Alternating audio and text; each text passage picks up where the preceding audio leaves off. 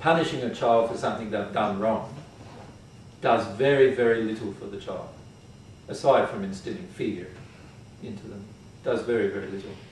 Dealing, like one of the things my boys often said to me was, my boys got to the point where they said to me, they would rather get a smack from mum than have a sit down with dad.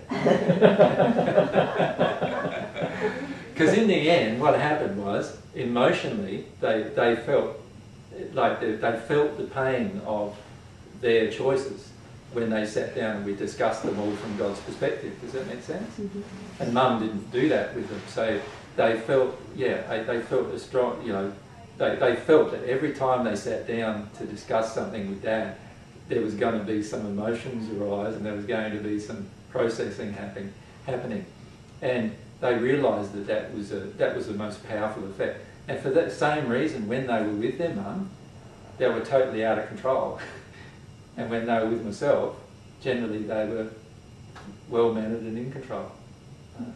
But it was just because of the different ways in which we dealt with the situations that occurred. And I certainly didn't deal with them perfectly, because there were times when I certainly did it in disharmony with love, right?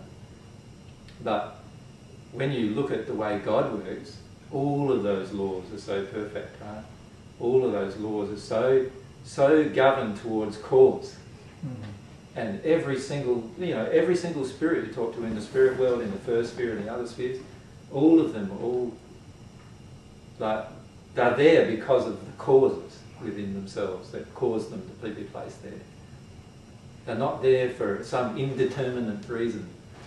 They're not there unjustly either. They're there because of the laws that have imposed their penalties on their own soul. And God didn't have to do any of it because He already just set it all up in the beginning. He didn't have to write down in His little black book.